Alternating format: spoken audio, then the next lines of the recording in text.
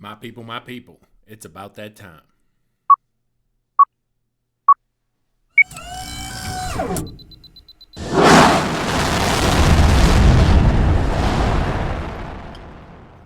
Like a boss. Live from the USA, helping you get paid every day. This is the boss of Bitcoin, the Cristo of crypto. It's your boy BK. And if you don't like me, you must not like money.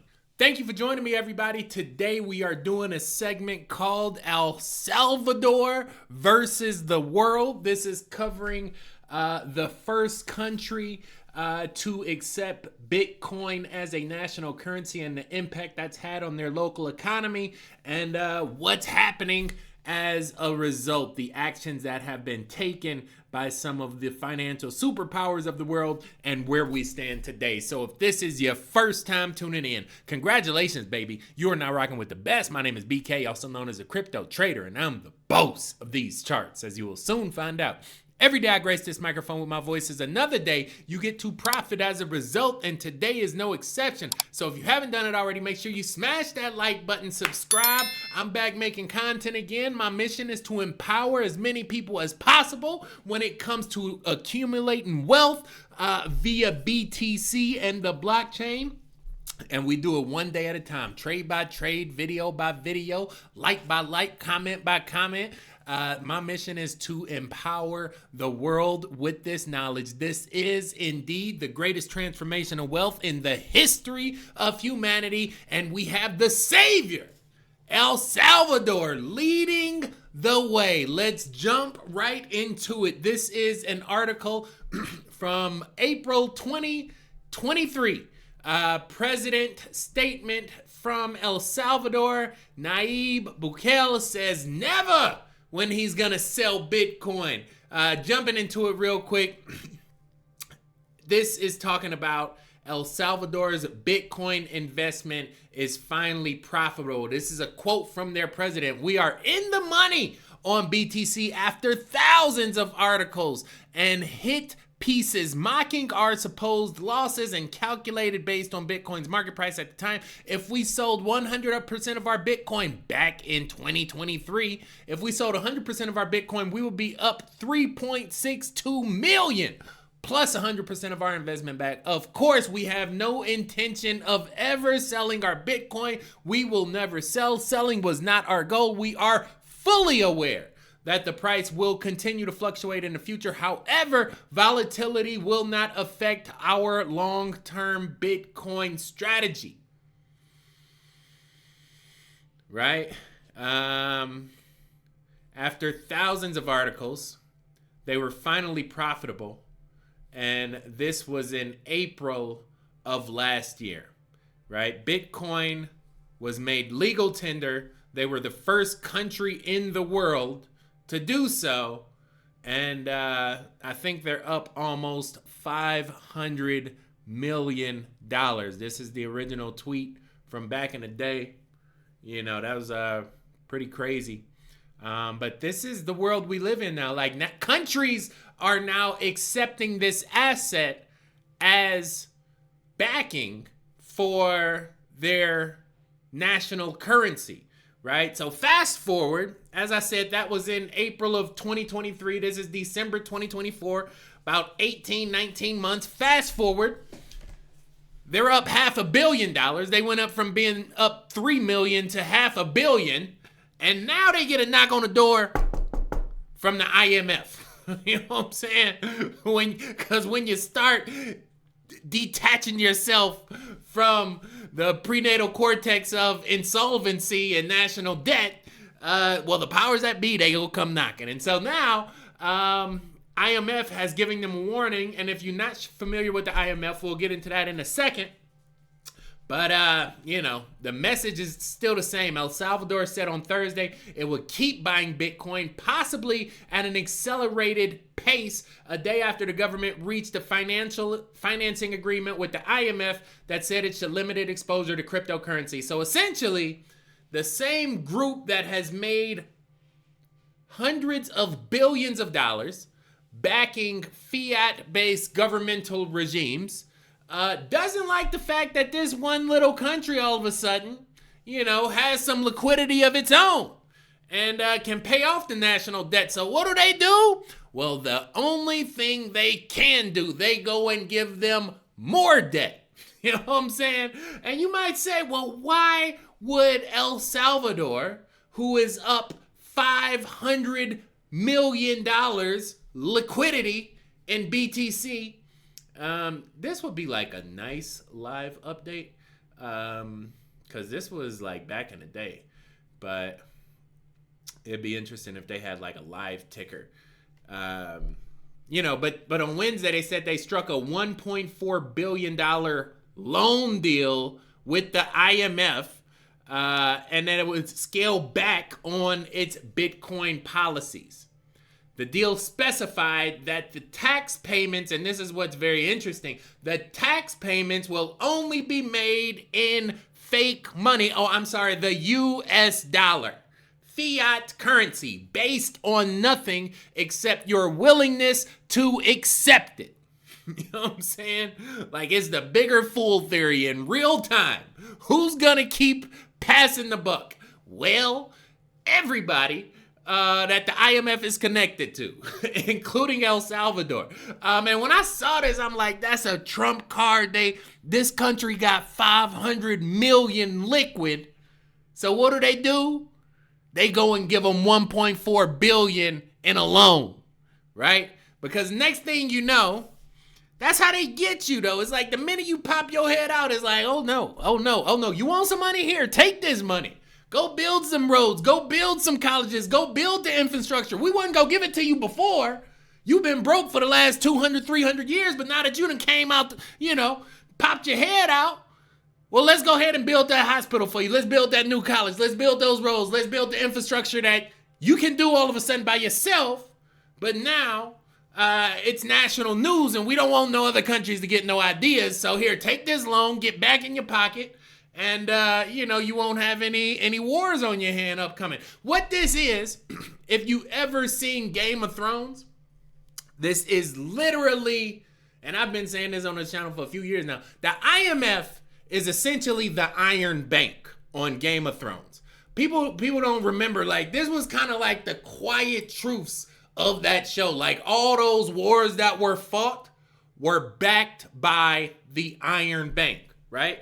Same thing, is a common theology in today's society, like all wars are bankers' wars. Well, in Game of Thrones, the Iron Bank played both sides. They didn't really care who won the war because they were the ones selling swords. You know what I'm saying? And today, it's just the same thing. It's like, governments don't really care which side win, because they the ones selling the bullets, right? And so the Iron Bank will always have its due. And they will hire mercenaries. They will pay for armies. They will employ other empires to go wipe out empires if any given empire gets out of pocket.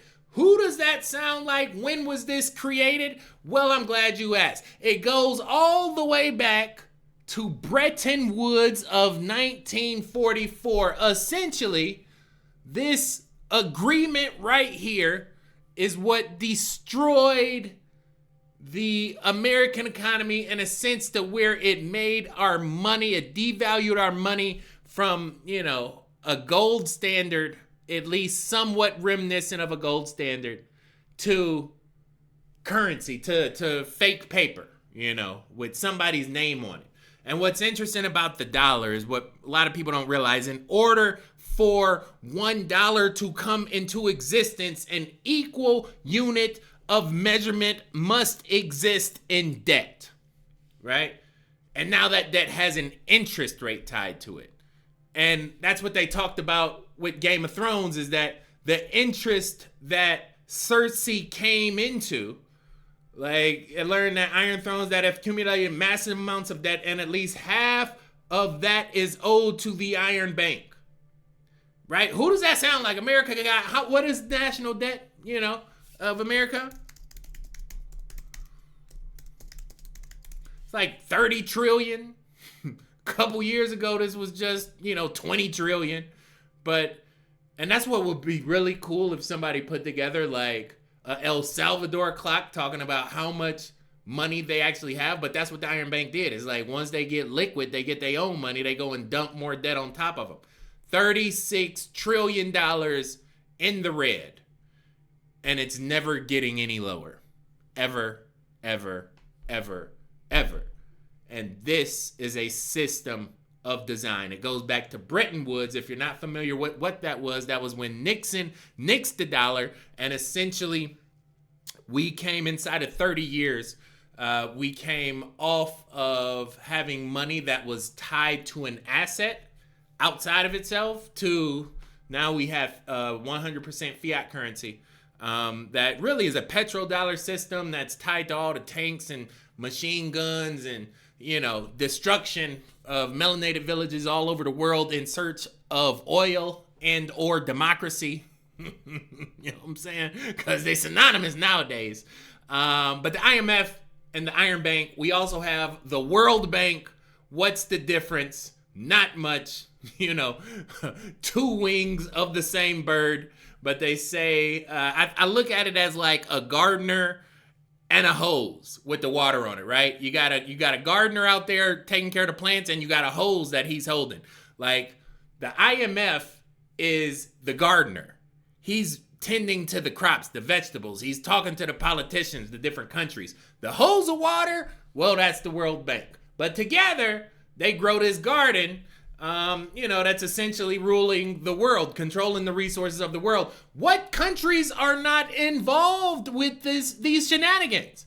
Well, glad you asked. North Korea, haven't heard too many good things about them lately. Andorra, Cuba, just got off of a 50-year embargo for trying to make their own money. Monaco, Liechtenstein, and others, i.e. this one. You know what I'm saying? Can't even say that word on TV no more. But they wanted to do their own thing, and you see how that's going for them. What's also interesting is this one is not a part of the kangaroo court because it owns the court. What's most interesting, one of the people I remember listening to, his name was Jordan Maxwell. If you don't know him, look him up. He told me personally, he said, all countries are churches. And I said, why would you say that? That doesn't even make sense. They have separation of church and state. Like, they can't coexist together. He said, all countries are churches because there's never been a country in the world that wasn't founded with one. So that basically means the church was here before the country. We just putting this new flag on this land, but oh, by the way, that's the entity that we're doing it for /with, /by. It's crazy. It's crazy. And he said that's why they call it denominations of religion. He said, because they in the back room just counting up the money. He said, we got the hundreds over here. We got the 50s over here. Oh, those the 5s, those the 10s. You can have those. I don't even want them. I'm going to keep the 100s, the 50s, and the 20s. We'll throw the 5s and the 10s to you. Right? And that's why they call it denominations, the different religions, because it's just different piles of money. Crazy world. Crazy world. You know what's even crazier? Is the game that they're playing. This is a G8 conference. What is the G7? It's called the G7 now because they kicked Russia out because Russia trying to do their own thing and go against the regime. Well, guess what? It's the G7 now. It was the G8 with Russia. It is comprised of Canada, France, Germany, Italy, Japan, UK, and US, the financial superpowers of the current regime, right? What's interesting is this is going to change, right? This was like the last 30 years. Like I said, they had the oil petrodollar system, which was proliferated in the 70s, 80s, 90s. They went to Venezuela. They got some oil. They took Castro out in Cuba, you know what I'm saying? And kept that regime going, and they made some deals with Dubai and got that oil over there. Went to Iraq, got some more oil, some opium while they was at it. And now they either running out of oil or they running out of options. And so it's going to slowly transition to what will be known as the BRICS, because even in this coalition, They don't have Brazil, which is one of the top growing economies in the world. They don't have India, which has the most people. They don't have China, which has the biggest economy and the most blockchain-based assets focused in that economy. They don't have South America. So when you put all those together, what do you get? The BRICS currency, BRICS. It stands for Brazil, Russia, India, China, and South Africa, Johannesburg, right? This is going to replace the petrodollar system inside our lifetime. And so that's why when you see movies like Leave the World Behind, they're alluding to the inevitability of a conflict between the two superpowers of the world, the East and the West, United States and China. They said before 2050, China will eclipse the United States as the financial superpower of the world. If/when that does indeed happen, well, they gonna need a new basket of money to base everything off, right? And that's why I tell you we're witnessing the greatest transformation of wealth in the history of humanity, because the board is changing. The names go change, but the game stay the same. The pieces are moving on the board. What does the IMF even look like? Well, I'm glad you asked. It's a group of people that probably don't look too much like you. If you take an eclectic snapshot of the world, they would not fit in that room. You got 40, 50, 60, 70 plus, probably $10 million net worth on average. You know what I'm saying? To get in that inner circle right there. This is the definition of the CJB. You know what I'm saying? The circle jerk boys that just stroke each other off under the table to see who go get the pile of money next. And I'm telling you, is going through the BRICS, BRICS. What's most interesting about this entire narrative, as I said, this is a game that they're playing. They've been playing it for tens of thousands of years, and that's why they call it the G8 conference, because it represents a chessboard. And that piece right there, piece G8, is the Black Knight on the white space. Essentially, it's a piece that moves in darkness and solitude, obscurity, but stands in the daylight and lets everyone knows that he's there. If you play chess, you recognize that a knight is one of the stealthiest pieces, because it can attack, 6 different spots from one place, and it can also defend 6 different places, because it can move in an L. So when you get it in one of those center places, it can protect your bishop, protect your queen. It can threaten a pawn. You move it around. It's one of the most powerful pieces on the board. And the G8 space specifically refers to the Dark Knight on the light space, right? Hide it in broad daylight, but never let them know what move we gonna make next, until it's just written on the wall. And you know what I'm saying? If you ain't reading, that's on you, right? I've been trying to tell y'all from day one, the piece is changing. The board is changing. The game is changing. And we have countries that have proliferated themselves with financial solvency, which up until now might have been reason for a global conflict, right? That's what Dick Cheney said. He said, if the only tool you have is a hammer, referring to the American army government, then every problem gotta look like a nail. We gotta go give some freedom away. You know what I'm saying? Keep these tanks working, right? Because that's the cost of it right there. Blood and bullets, right? For your, quote, freedom. Because the Iron Bank will always get its due. So with that being said, everybody, I wanted to leave this on an uplifting note. I think, it's amazing things that El Salvador, a.k.a. the Savior, is representing. It's a great story that they have. Most people in the world don't even know this is happening right now, but it's legal tender. But notice they said they're not taking no tax money in Bitcoin. Why? Because taxes, like the Bible said, give unto Caesar that which is Caesar's, right? The fake money is for the fake taxes for the fake government, and that's all connected. But Bitcoin is sovereign. We go keep that for ourselves, for the wealth. We don't need no interest on no value. You know, we just need the interest to pay the debt, because that's a whole kangaroo court in itself. What I try to do for you guys is I didn't make this a technical analysis video, but I will do a chart in our next video. So if you want to see any coin in specific, just leave it in the comments and I will get to it in the next video. If you made it this far in the video, I certainly do appreciate each and every one of you guys. I'm trying to do a video as often as possible, you know, to try and educate and enlighten and entertain the masses. And we go build this channel back piece by piece, brick by brick, day by day, trade by trade, just like I did before. So we all got that to look forward to. Thank you for joining me. With that being said, it's that time of the day.